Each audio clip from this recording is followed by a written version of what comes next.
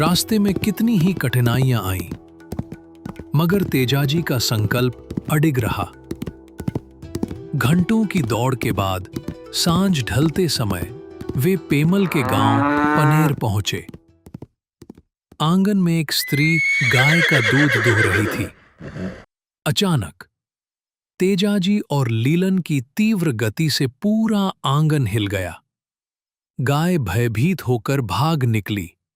ये कौन आया है इस तरह आंगन में? मेरी गाय भाग गई, इसे तो काला नाग डसे। निराश होकर तेजाजी ने लीलन की लगाम मोड़ दी। पीछे खड़ी पेमल ने पहली बार अपने पति को देखा। उनके रूप और तेज से वह समझ गई, यही तेजाजी। लाछा देखो, ये वही है जिनके बारे में सुन सुनकर मैं बड़ी हुई हूं। इन्हें अपने घर ले चलो, वरना ये लौट जाएंगे। रात काफी हो चुकी है, अब आप मेरे घर ही विराम करें।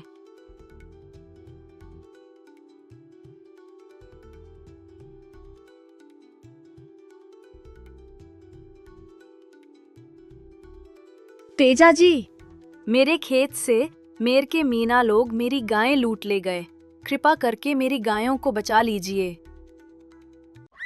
लाछा, चिंता मत करो, गायों की रक्षा करना ही धर्म का कार्य है। मैं तुम्हारी गायें अवश्य वापस लाऊंगा। तेजाजी लीलन पर सवार हुए और हवा की गति से निकल पड़े। अचानक रास्ते में आग की लपटों के बीच एक काला सर्प तड़पता हुआ दिखाई दिया। तेजाजी ने बिना विलंब किए और उस सर्प को बचा लिया। अरे मूर्ख, तूने क्या कर दिया? तूने मुझे क्यों बचाया? मैं बासक नाग हूं, नागों का अंतिम वंशज। आज यदि मैं जलकर भस्म हो जाता तो मेरा वंश समाप्त हो जाता, लेकिन अब तेरे कारण मेरा वंश हजारों सालों तक इस धरती पर सर्प योनि में भटकता रहेगा।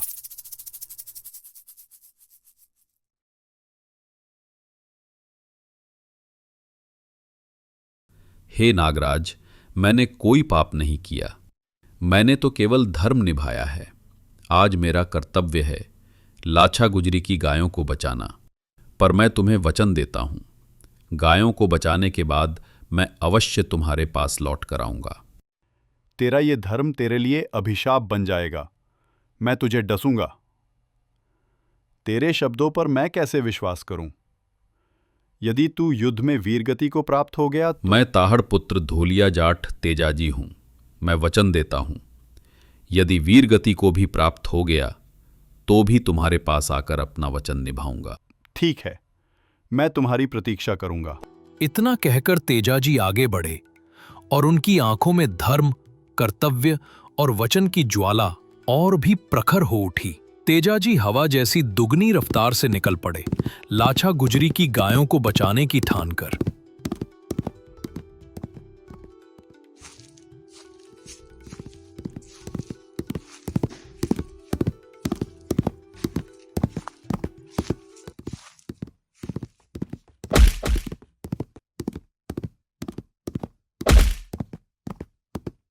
लाछा गुजरी की गायें जिसने भी चुराई हो वो उन्हें सही सलामत वापस दे, वरना मैं उन सब की खाट खड़ी कर दूंगा।